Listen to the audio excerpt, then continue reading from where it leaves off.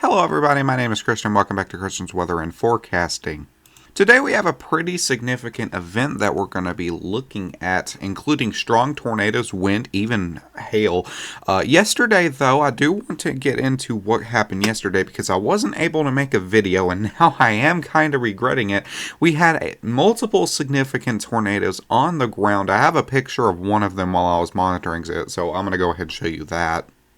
This tornado right here was to the northeast of Alpha Vista in Canada, and you can see the couplet right here on the base velocity. There were multiple storm chasers on this storm in particular, including Vince. There was Brandon Kopic on scene, as well as radar. Ryan Hall, my bad. He was covering this live while it happened on Twitter and both YouTube. If we move over to the second photo, you can also see, if it'll let me. Here it is. You can see the velocity on this. Once again, east Alpha Vista, Kansas, just to the southwest of Alma. You can see that that very good amount of rotation involved. And this was a wedge tornado that touched down. You can see a photo of it over here. Pretty small, so I can try to zoom in 1 minute. So this image is actually very small. I do apologize, but you can see right in the center of it that tornado on the ground. So this was somewhat of a scary event. Thankfully, it didn't hit any major areas. It was mainly rural, so that's good for the most part. You can see as we're zooming in east to Alpha Vista, right now we do have the tornado reports. This one doesn't have any remarks, but it just shows the location, 3 northeast Alpha Vista, Canada, at about 8:50, 9 o'clock last night. 9:15, still on the ground. Law enforcement reporting a tornado on the ground. And then while that was going on, a secondary tornado warned storm produced another significant tornado. Public reports relayed by emergency management of a tornado on the ground at 62nd and Valencia near Rossville. That is just to the west of Topeka. As well as that, some other significance of this 4-inch hail was reported to the east of Topeka, right where Alma is, where that tornado was. Softball-sized hail was reported by law enforcement west-southwest of Alma. Over here to the east of Junction City, there was a report of 3-inch hail, if it'll pull it up. Up here towards Newberry, 2-inch hail. Up here towards like Zenondale, Wendigo, 1-inch hail, all reported. Here's the magnitude of that 3-inch hail. Radar Omega tried to crash for a second. Baseball-sized hail reported by, once again, via emergency management. And even towards Kansas City, that was still happening. To the west of Kansas City, west of Overland Park, Shawnee, you can see all these hail reports right here from like 2, 2.5, 2.7, all the way up into 3 right here where that one is. All of Kansas City, for the most part, had hail reports from anywhere from 1 to 3 inches. So that was pretty wild to see.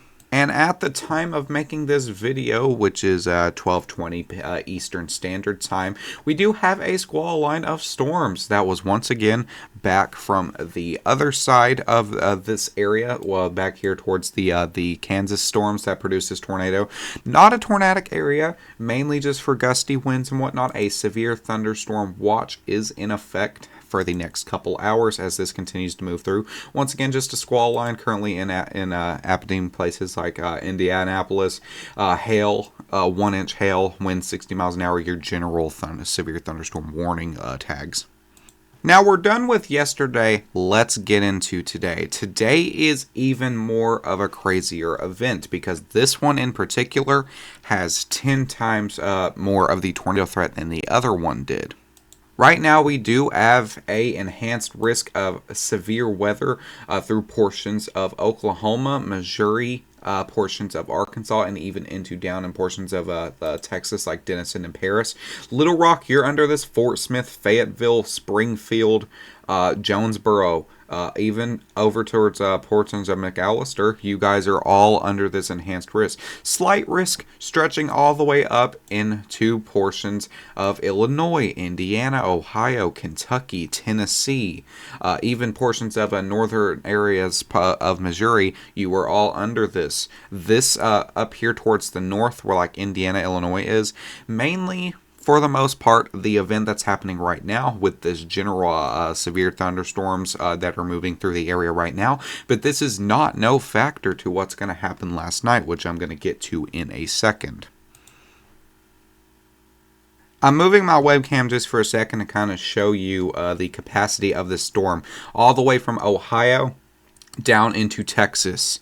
This is a huge storm, to say the least. There is a 10% tornado threat for portions where we're seeing that enhanced risk towards portions of mainly central Arkansas is the main area where this is going to happen. Oklahoma, Texas, and Missouri cannot be factored out, though. We do have a hatched risk here as well, a significant / severe, which you can read that discussion right here. You can pause and do that while I'm speaking.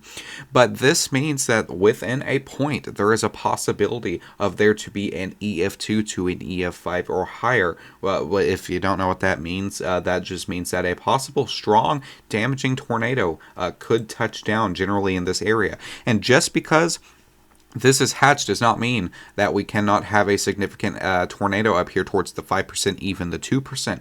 Yesterday's tornado event was a 5% tornado threat, and that tornado was a significant tornado. People are estimating it about to be an EF2 / EF3 tornado. So once again, just because you are not under the hatched risk, you need to make sure you are aware, whether aware if you're anywhere in this risk. The wind threat, which is a little bit shocking, has not been upgraded to a 30% down here where we're seeing that enhanced risk. This whole area is under a 15 to 5%. And you can see that 15 pop up right here in a second. There it is.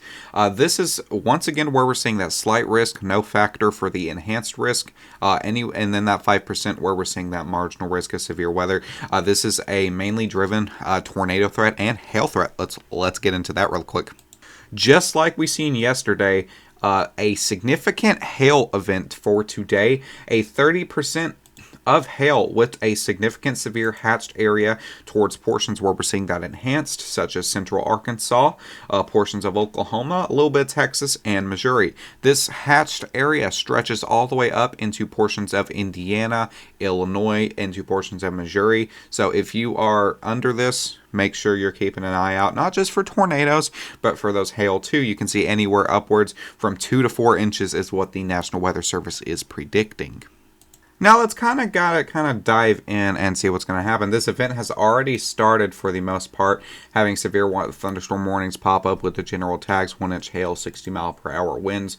Towards the east of Norman, Oklahoma City, a tornado watch for the first part of this area is in effect for the next couple of hours. If you want to read that, I will pop it up here in just a second if it will load.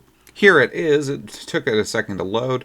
You can this immediate EAS broadcasting wind gusts of up to 70 miles per hour. Once again, damaging tornadoes are possible. Hail, even more of a threat, having a possibility of 2 to 4 inches, even upwards of that if you guys are in that hatched risk area.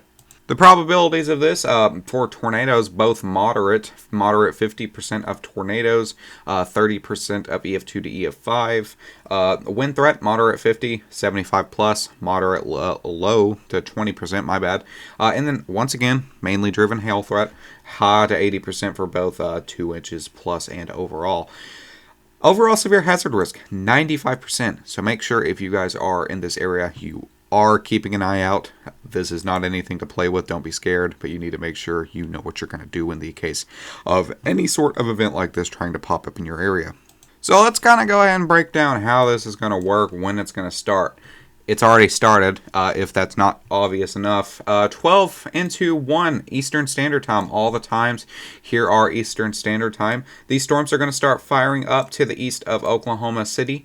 These will move through 3 p.m. to 4 p.m. This is when, if I see enough of tornadic activity, I will start a stream. I will have it prepared already. I do not 100% know if I'm going live, because we all know just from this video in particular, the Radar Omega can be laggy at times pretty badly, and this is still on my old computer, so it kind of just depends if I need to go live. If there are a bunch of activity going on, I will go live. I will have that already set up.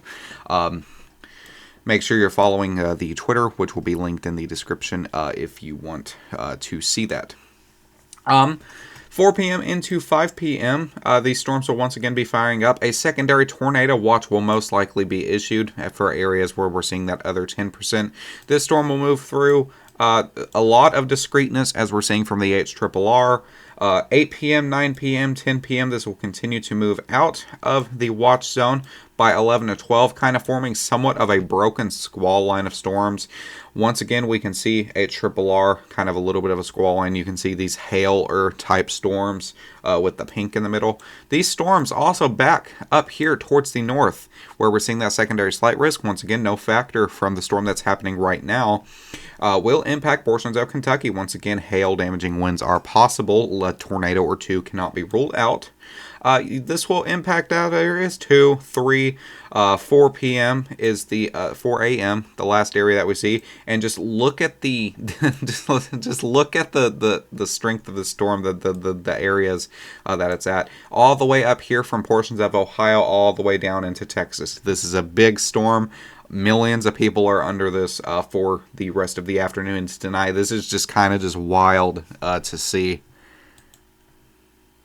Even after this storm moves past 6 a.m., 7 a.m., those areas, this is still not over. Day 2 has issued a slight risk towards Texas, marginal risk stretching all the way into portions of the Carolinas, into the Virginias even.